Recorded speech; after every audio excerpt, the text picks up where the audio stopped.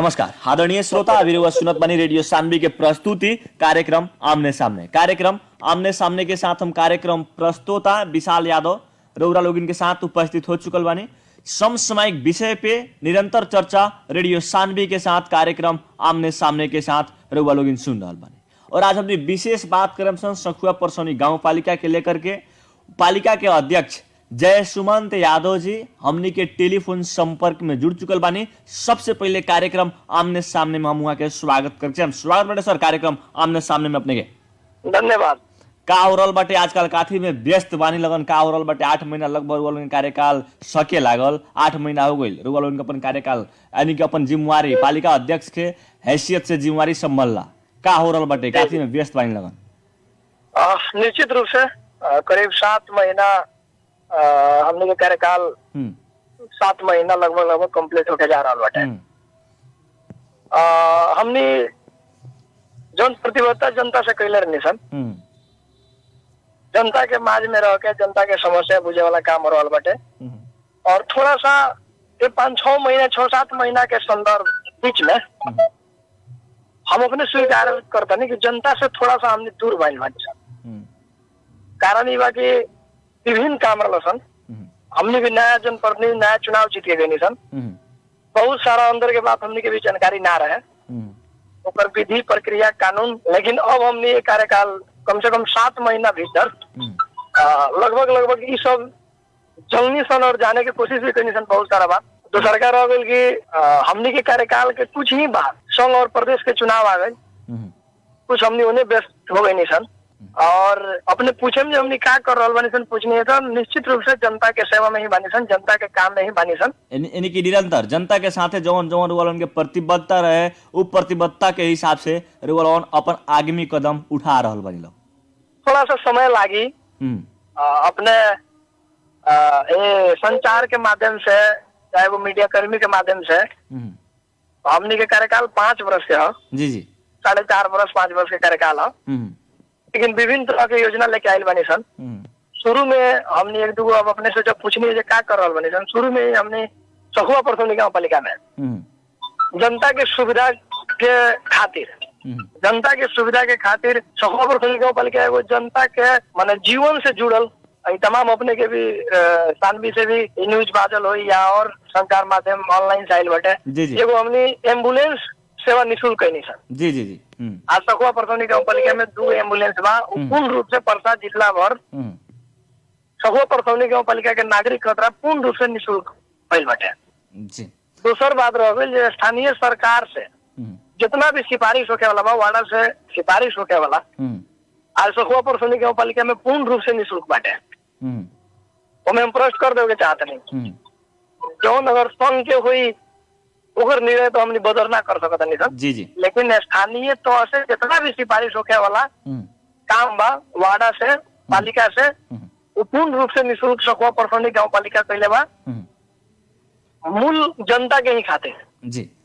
ये प्रतिबद्धता एगो हमने के रहा है। दूसर बात रह गई अभी समय गेहूं के पटवन के बाटे, अभी हमने गेहूं पटावे वाला काम करनी सन। जी जी। आज हम फिर से दोबारा सखुआ परसौनी जनता लगाए थे जे भी श्रोता लोग सुनता वो लोग के हम जानकारी देवे चाहते हैं कि सखुआ परसौनी गाँव पालिका में किसान खतरा अपने के ट्रैक्टर जेसीबी लगाए पाइन बनवारी खतरा पूर्ण रूप से निःशुल्क बाटे। कहीं भी कौन 1 रुपया चंदा के बात नहीं है। जनता के नजर में एकदम बढ़िया काम अभी ने 8 महीना के भीतर में लगभग 8 महीना के भीतर में अच्छा काम करके आम जनता के देखिए। देखिए हम जनता से जनता के सुविधा खतरा हमने अपना तरीका से काम कर रहा बने सर। जी जी। हम एक और बात भी कहे के चाहे कि सारा लोग संतुष्ट ना हो सकता, असंतुष्टि रहे कोनो ज्यादा समय अभी बीतल नहीं है। जी जी। विभिन्न किस्म की योजना भी लेके आयल बनी सन जैसे अपने का थोड़ा सा जानकारी आखिर जानकारी खतरा ही और आज कार्यक्रम में ले आयल बनी। ओकरा बाद स्वास्थ्य में हमने 24 घंटे इमरजेंसी सेवा 2 जगह रखले बनी सन। सखुआ परसौनी गाँव पालिका के वार्ड नंबर 1 मधुवन मथुल, सखुआ परसौनी गाँव पालिका के वार्ड नंबर 5 महुवन में। और ये जरूरी नहीं है कि सखुआ परसौनी गाँव पालिका के जनता के सेवा हो रहा बाटे। विभिन्न सामाजिक संजाल में या विभिन्न माध्यम से वो कम से कम 24 घंटे इमरजेंसी बाटे। पहले 10 से 5 उलर रखल, लेकिन ओकरा बाद के कार्यकाल उ गांव पालिका के बजट छुटिया के वहाँ नौमी ऐसे राह के कार्यक्रम हमने संचालन कैले बने सर। 24 घंटा इमरजेंसी सेवा जोन प्राथमिक उपचार, फिर इमरजेंसी सेवा में ना बुझे के बोल हमने बहुत बड़का बड़का काम करता नहीं सर। प्राथमिक उपचार में सानो दिन जोन काम पड़ेला हमने के हेल्थ पोस्ट में वहाँ से ही हमने सुविधा दे रहा बानी सर जी। यानी कि जनता के साथ जौन प्रतिबद्धता रहे, जनता जौन समय के खातिर अपन परिवर्तन कैल रही पालिका में, वो हिसाब से रू अपन कार्य भी कर रहा है। निश्चित रूप से जौन खतरा परिवर्तन जनता इतना ज्यादा मत से निर्वाचित कहीं जनता के निराश ना होके देम हो सकेला, कुछ समय खतरा निराशा हो सकेला, काम करे के संदर्भ में बानी सन सब काम एक बेर ना हो सकता, लेकिन जनता से जौन प्रतिबद्धता रहे वो कर रहा बानी सन। तो सरकार स्वास्थ्य में अपने के जानकारी देता नहीं आगामी दिन खतरा हमने कम से कम 15 लाख रुपए बजट छुटिया के मोहन स्वास्थ्य चौकी में जनरल एक्सरे ले रहा बानी, वो में एगो MBBS रख के जी।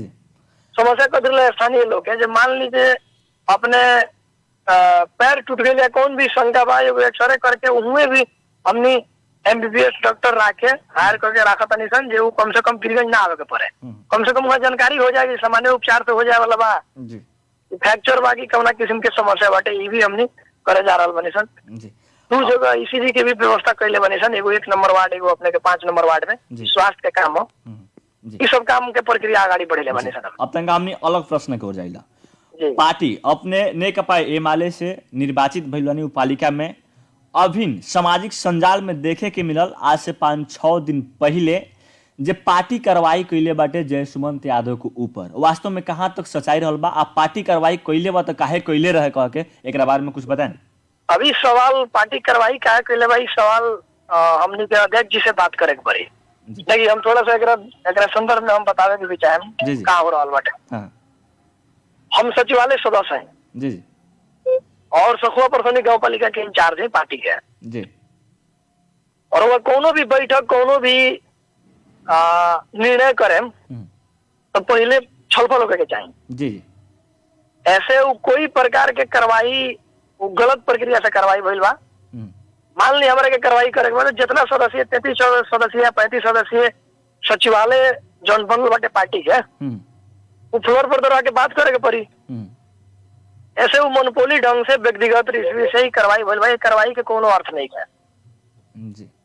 यानी कि वैधानिक कार्रवाई ना हो जी, एगो पार्टी के सीमित व्यक्ति अपन घर के जैसे घर चलावे के हिसाब से पार्टी ना सीमित व्यक्ति लोग के कार्रवाई हो, वो कार्रवाई कोनो प्रकार से मान्य नहीं के अपने के ऐसे ही खंडन करे के चाहे कि पार्टी कार्रवाई कैले रही तो प्रभु हजरा माननीय प्रभु हजरा अभी समानुपातिक से सांसद भी बने जी जी, पहले पार्टी के अध्यक्ष बनी वहाँ के इंचार्ज बनी, ओकरा लगते ही एगो विज्ञप्ति आयल जे कोनो प्रकार के कार्रवाई नहीं के भाई लोग पर ऐसे स्पष्ट हो जाए कि परल जे कोई प्रकार के कार्रवाई ना हो व्यक्तिगत रिश्वी के कारण और एगो पार्टी कब्जा करे के हिसाब से, पार्टी के घर बनावे के हिसाब से, व्यापारीकरण करे के हिसाब से कुछ लोग पार्टी के गलत दिशा निर्देश करे जा रहा बाटे। ऐसा ही कार्रवाई के कोनो अर्थ नहीं है और निश्चित रूप से जिला इंचार्ज के विज्ञप्ति भी जारी हो चुकल। अब जहाँ तक कार्रवाई का अर्थ नहीं बात कैल है पार्टी के कुछ लोग कुछ कार्यकर्ता लोग के बात कथी रहल बा, जयसुमंत यादव जी इस संघीय चुनाव में और इस प्रदेश के चुनाव में साथ नईखन देले, दूसरा पार्टी के साथ देले बड़न कह के कुछ लोग पार्टी के ही कहत रहे, आम जनता भी सुन ले बानी बात, ई कहां तक सच्चाई रहल बा? एकरा बारे में अपने के बताया तनी हम जी। क्षेत्र नंबर 3 में करीब करीब अपने के 4 गो पालिका जैसे सखुआ परसौनी पटरवा सुगौली पोखरिया नगर पालिका जी, विंध्यवासिनी और पका मैनपुर बहुदरमाई जी, बहुदरमाई के आंशिक हाँ जी, माने बहुदरमाई के आंशिक अपने के कुछ अब पका मैनपुर के अब पोखरिया नगर पालिका के शायद एगो वार्ड 4 नंबर माई के बा, लेकिन आंशिक बहुदरमाई बा जी। सबसे ज्यादा मत सखुआ परसौनी गांव पालिका से पड़ल बा 3 नंबर क्षेत्र में। अंतर्घात तो ऊ जे कैले बा अपने कुछ दिन में ही अपने के सामने स्पष्ट हो जाये जे के अंतर्घात कैले बा, कैसे अंतर्घात कैले बा। आपन चुनाव जीते खतरा, एकरा के खूब बढ़िया से बजाओ जाए, आपन चुनाव जीते खतरा। मान ली वहां अगर एगो सांसद जीतल तो भाई प्रदेश सांसद कैसे हार गए? हाँ इस सवाल बाटे। जी आपन व्यक्तिगत चुनाव खतरा हुआ, पार्टी के प्रदेश सांसद के चुनाव हरावल बाटे। जी ये वास्तव स्पष्ट रूप में से कह रहे हैं। वहाँ सुनल जाओ, हमनी की कार्रवाई तो सामान्य कार्यकर्ता बानी सन, कार्रवाई तो उ लोग के होके के चाहिए जे अपना जीते खतरा 3-3 गो प्रदेश सदस्य सेटिंग कैले बा। हाँ कार्रवाई वो आदमी के होके के चाहिए। हमनी पार्टी के एगो प्रशिक्षित कार्यकर्ता बानी सन।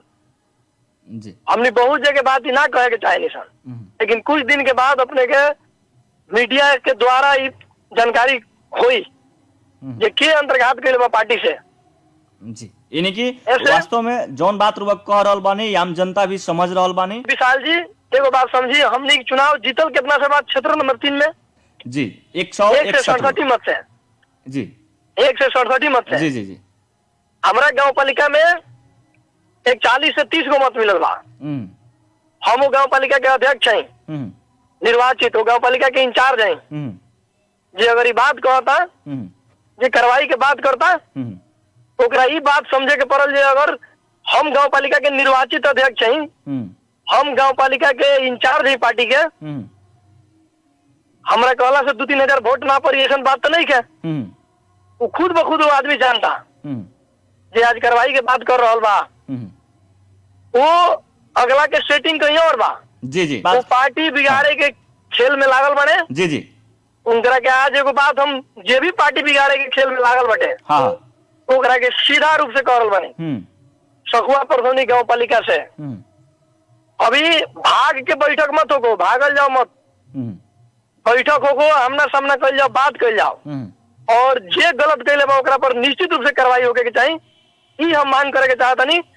नेकपा एमाले परसा जिला कमेटी के अध्यक्ष लगाए पूरा पार्टी पंक्ति से हम मांग करता नहीं कि बृहद बैठक होगो, सचिवालय लगाए जिला का। आज तक ले अपने कितना दिन, कम से कम 1 साल हो गए जी, हाँ 1 साल हो गए कम से कम अध्यक्ष बनला। नेकपा एमाले के अधिवेशन भइला, अपने पूछी एक बेर जे कितना बेर बैठक भइल बाटे जिला कमेटी के, जी कितना बैठक सचिवालय के भइल बाटे।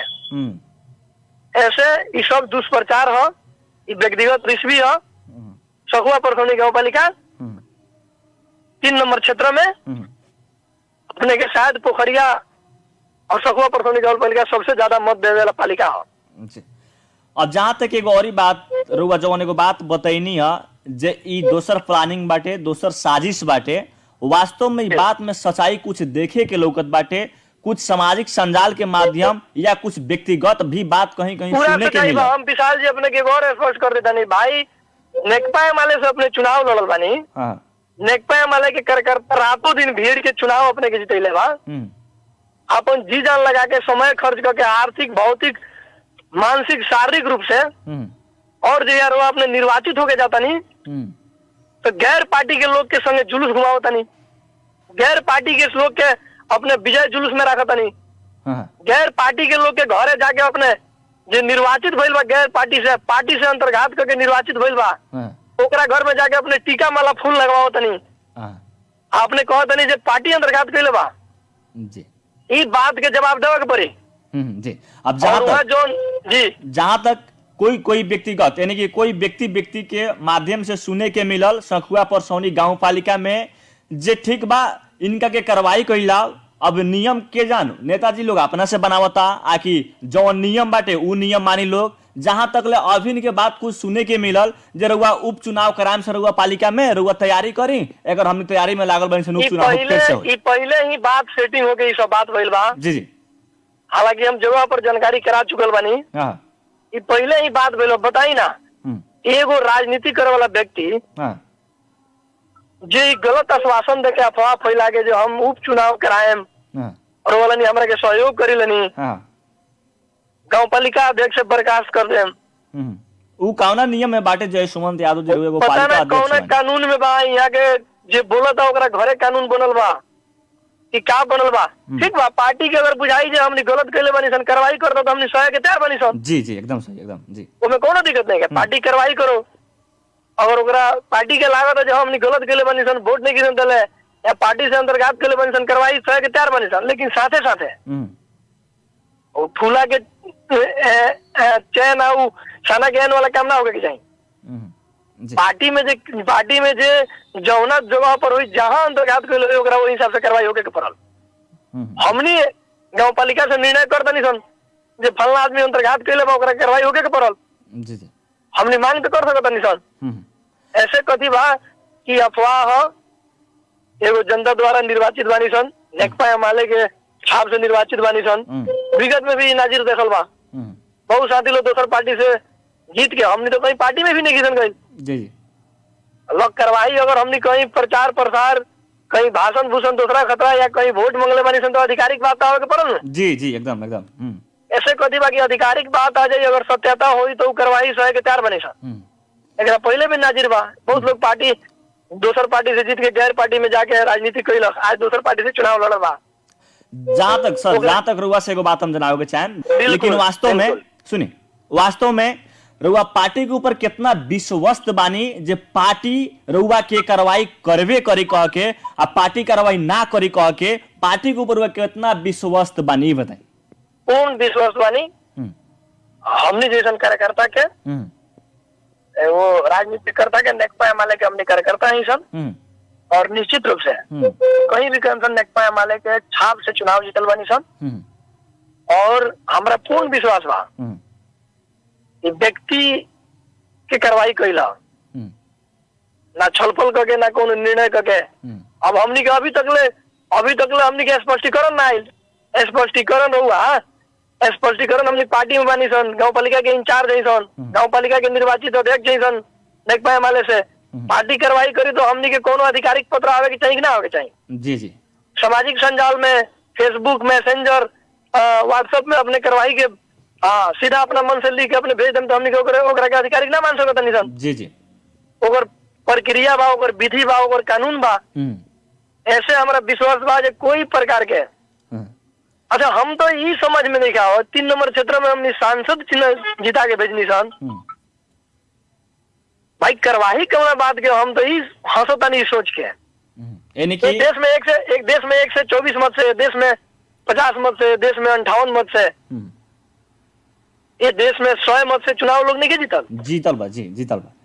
अब जहां तक के राउर भी कथन रहल बाटे, जब हम अपना सांसद के जिता के पेठाइए देनी, हार रहती तो अलग बात हो, लेकिन जिता के जब पेठा दी तो कार्रवाई का बात के अपना क्षेत्र से जीते लेवानी सुनवा के ये अभी दोसर खेल हो रहा बा। थोड़ा सा पार्टी बिगाड़े के खेल हो रहा बा, लेकिन हमने ऐसा कर्मठ कार्यकर्ता, हमने ऐसा ईमानदार कार्यकर्ता। पार्टी के एगो अलग लाइन है, पार्टी के एगो अलग पंक्ति बा, पार्टी सिस्टम विधि कानून प्रक्रिया से चलला, ओकर विधान बा। ऐसे कोनो प्रकार के केहू चाही पार्टी बिगाड़े के तो हमनी ओकरा विरुद्ध में हमनी जौन भी कदम उठावे के पड़ी हमनी उठा सकत नहीं सन। अपने के अब यानी कि जौन सामाजिक संजाल के माध्यम से हो सके तो जय सुमंत यादव जी के डरवावल जात हुई, लेकिन अब डरावे वाला बात नहीं है। वो बुड़की भाड़की के एगो व्यक्ति के बुड़की भाड़की से जी हमनी हाथ पर मने हथेली में जान रहा के राजनीति को क्या आदमी ऐसा व्यक्ति ऐसा जी जी ये पूरा जिला जानता। मौत से डर ना लागल एक दूगो व्यक्ति के बुड़की भाड़की से कोनो डराए वाला बात नहीं है। आज हमने गाँव पालिका के अध्यक्ष बानी सन, पार्टी बयान जहाँ जिम्मेवारी दी वहाँ काम करम सन। बाकी रह गए हमारा पूर्ण विश्वास बा, विश्वास बानी की कोई प्रकार के कार्रवाई पार्टी से ना हुई ना भइल बा। हाँ अगर पार्टी के लागत अगर कार्रवाई करता तो हमने कार्रवाई शहर स्वीकार करे के तैयार बानी सन। कार्यक्रम का अंत में आ चुकल बानी सन, रुआ लगे भी समय बहुत कम बाटे और कार्यक्रम के अंत में अपन सखुआ परसौनी गांव पालिका के वासी से और साथे साथे जो सामाजिक संजाल के माध्यम से देखे के मिलल जय सुमंत यादव के ऊपर कार्रवाई एबीसीडी जो भी देखे के मिलल, इस सब विषय के लेकर के एक मुष्ट संपूर्ण जनता से रुआ का कहे के चाहे। हम सखुआ परसौनी विशेष सखुआ परसौनी के जनता जनार्दन से हम कहे के चाहे हमने पहले भी एगो प्रतिबद्धता अपने दिन से लड़नी सन, हमने भी कैले रहे। थोड़ा सा धैर्य राखे मनी, बहुत किस्म का अफवाह आई, बहुत किस्म के बात आई। 7-8 महीना में काम ना होके सकल, ऐसे ना होके सकल, वैसे ना होके सकल, लेकिन हम जनता जनार्दन से एक बात कहे के चाहे कि हम जौन काम प्रक्रिया गाड़ी बढ़ेले बनी या विगत में हम बोलनी है कुछ देर पहले कि सखुआ परसौनी में पहले होत रहे कि ना होत रहे। हम आग्रह करे के चाहे कि महुअन से लेके 1 नंबर वार्ड तक ले मेन रोड के जो कलवट के अवस्था रहे। आज बहुत जनता लोग से हमरा लगे बात है, हाथ टूट गई, पैर टूट गई, या बहुत लोग एक्सीडेंट हो गए। आज कम से कम ऊपर ध्यान दिलनी, ये 5 वर्ष में भइल कि ना भइल। आज कलवट मरम्मत हो रहा बड़ा सन, पुल मरम्मत हो रहा बड़ा सन, या नया बनाव हो रहा बड़ा सन। इस सब के देख के 6-7 महीना के कार्यकाल में जब इतना काम भइल बा, तो निश्चित रूप से आवेला दिन में थोड़ा सा धैर्य राखी लनी। हम जो प्रतिबद्धता कैले बनी, निश्चित रूप से वो प्रतिबद्धता पूरा करें। बस धैर्य थोड़ा सा राखे के बाटे, हड़बड़ाए के उगताए के नहीं है। दूसर रह गए हमारे ऊपर पार्टी में कार्रवाई के बात आ रहा बा, सामाजिक संजाल में पद खारिज हो जाए, री चुनाव हुई, ये सब अफवाह हुए, ये बिल्कुल गलत बात है। हम सीधा तरह से खारिज कर देनी ये बात के, और बोला नहीं कोनो अफवाह में नहीं पड़े के। और जे भी हमारे शुभचिंतक नेकपा माले के साथी लोग बालो जिला भर से या जहां से भी वो साथी लोग बा, वो लोग से आग्रह करे के चाहे कि पार्टी भी तो कुछ षड्यंत्र चल रहा बाटे, लेकिन पार्टी प्रवेश कराओ जाता जी जी, लेकिन गलत तरीका, गलत विधि, गलत प्रक्रिया से फिर वे को चांस देखे के मिली। ऐसे हम नेतृत्व पंक्ति से आग्रह करें कि जहां पार्टी मजबूत बा, जहां पार्टी काम कर रहा बा, पार्टी बिगाड़े वाला काम ना कर जाओ। और तमाम नेकपा हिमालय के कार्यकर्ता, अगुआ, साथी, नेता लोग से आग्रह करे के चाहे कि पार्टी केहू के व्यक्ति के ना हो। और वाला से एक आग्रह आज हम एगो और अभियान शुरू करे वाला बनी जी। परसा जिला भर जे नेकपा हिमालय के साथी लोग बा, वो लोग से भेंट घाट कार्यक्रम रखे वाला बनी। ये अपने के रेडियो के माध्यम से हम जानकारी देवे के चाह रहा बनी जी जी। दूसर बात रहे, केहू भी व्यक्तिगत अपना काम खतरा यूज करे, केहू भी व्यक्ति अपना व्यक्तिगत काम खतरा कहे जे पार्टी बिगाड़ी उ काम में ना लागे के पड़ल। और एकर भी समीक्षा होके के पड़ी जे पार्टी के नेतृत्व करता, जे आज पार्टी के अध्यक्ष, जे पार्टी या पार्टी से सांसद या केंद्रीय सदस्य जे भी बा, वो अपने के लगे कितना बेर पुगता, कितना बेर अपने से समय देता, कितना अपने से बातचीत करता, कितना अपने के काम कराता, ये भी अपने के एगो समीक्षा कईल जरूरी बा। ऐसे ही कार्रवाई की प्रक्रिया जो भइल, ये गलत प्रक्रिया से कार्रवाई भइल बा, एमे हड़बड़ाए वाला बात नहीं है। जे भी शुभचिंतक साथी जो पालो वो से आग्रह करें, फिर वाले धैर्य रखी और काम करे के सिलसिले में बहुत बाधा होला। और विशेष तो सखुआ परसौनी के जनता से ये आग्रह करे के चाहे हमनी कोनो प्रकार के गुनासो बा सीधा वार्ड अध्यक्ष लगाए, अगर नहीं हो तो हमरा से भी राखी नहीं। हम निश्चित रूप से आवेला दिन में अपने नहीं के जौन अपेक्षा बा, इच्छा बा पूरा करम, ये जनता जनार्दन से हम कहे के चाहते जी। अंत में कोई बात जोड़ देव चाहे, मेयर रुआ दोसर पार्टी के बानी, उप मेयर दोसर पार्टी के बाड़ी, के रुआ लोग इनमें कैसे चलता ऐसा बा, ऐसा कोई प्रकार के अभी तक ले कोनो डिस्टर्बेंस नहीं है जी जी, लेकिन कुछ लोग खेले के चाह रहा बा जी जी। वैसे ही प्रश्न उठे वास्तव में अब कहीं पार्टीगत हिसाब से उप मेयर के माध्यम से कहीं पार्लिका के तो भाड़ल तो ना जाए कह के वैसे प्रश्न जाओ। हम स्पष्ट रूप से एगो बात अपने के रेडियो के मार्फत से फिर जानकारी देवे के चाहते हैं। सानवी रेडियो के मार्फत से हम कोनो बजट के हिस्सा लगावे वाला काम नहीं की पहले। ऐसे कि बजट ना अध्यक्ष के होला ना उपाध्यक्ष के हो, बजट सखुआ परसौनी गाँव पालिका के हो, आम जनता के हो। आम जनता जहाँ जहाँ आवश्यकता महसूस करियन, जनता जनार्दन जहाँ जहाँ कही है, वो हिसाब से हमने के बजट रखे सन।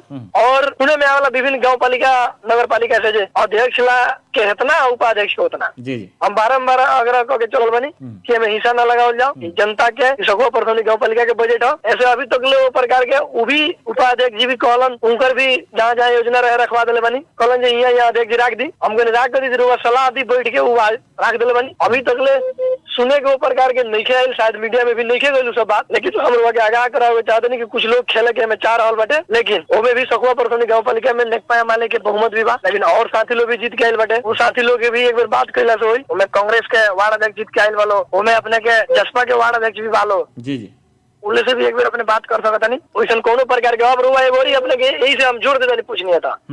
परसा जिला के एक बार बजट के संदर्भ में अपने पता कर लें। सखुआ परसौनी गाँव पालिका में 1 नंबर वार्ड में 1 करोड़ 20 लाख बजट बा जी जी जी। 2 नंबर वार्ड में 1 करोड़ 14 लाख बा जी। 3 नंबर वार्ड में 80 लाख बा 4 नंबर वार्ड में 85 लाख बा 5 नंबर वार्ड में 85 लाख बा 6 नंबर वार्ड में 80 लाख बा। ये अपने निश्चित रूप से आज महानगर के बजट अपने देख ली, वार्ड में 40 लाख 50 लाख जी जी।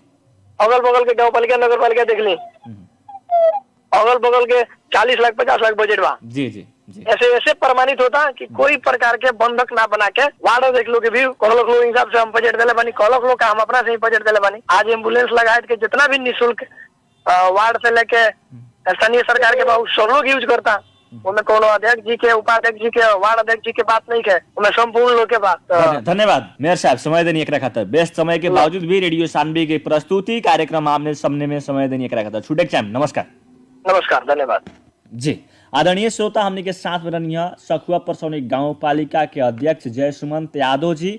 वहाँ के जौन सामाजिक संजाल के माध्यम से कार्रवाई के जौन आवाज उठल बा, कार्रवाई कैल गई बाटे, वहाँ के बता रहल बानी जे हम पार्टी के साथ अंतर्घात नहीं कैले, बाकी जे व्यक्ति अपन व्यक्तिगत रिसीव से, व्यक्तिगत खीस से कार्रवाई करत बाटे, सामाजिक संजाल में लिखवावत बाटे, आधिकारिक पेपर हमनी के लगे अभी तक नहीं आयल कार्रवाई के। लेकिन उ व्यक्ति कम से कम वो अपना और तो देखो जे जौना पार्टी में वो व्यक्ति रह के उ पार्टी के दू गो विधायक हार गई लोग और सांसद जीत गई कह के जय सुमंत यादव जी कहनी जे ओकरा खातर अंतर्घात हम कैले बानी पार्टी खातर, आकि दोसर व्यक्ति कैले बाटे अंतर्घात पार्टी खातर। जनता के नजर में लौकत बाटे, पार्टी के नजर में लौकत बाटे के केकरा साथे अंतर्घात कैले बा। जब अंतर्घात ना भई रही तो दू गो विधायक ना हारित, एक के पार्टी से गठबंधन भी रहे। ओकरा बाद में उ व्यक्ति एगो व्यक्ति के निकल जाए जब पार्टी के साथे अंतर्घात ना भई रही। त पार्टी के साथे के अंतर्घात कैले बाटे सीधा लौकत बाटे जय सुमंत यादव जी बतेनिया। आदरणीय श्रोता, कार्यक्रम आमने सामने सुन के साथ देनी एक खातिर बहुत बहुत धन्यवाद देते। साथ में प्राविधिक मित्र सहयोग करनी अनूप यादव जी, वहाँ के भी बहुत बहुत धन्यवाद देते। कार्यक्रम आमने सामने सम कार्यक्रम प्रस्तोता विशाल यादव छूटे के चाहे सुनत रहे रेडियो सानवी 96.4 मेगाहर्ट्ज। नमस्कार, प्रणाम, शुभ रात्रि।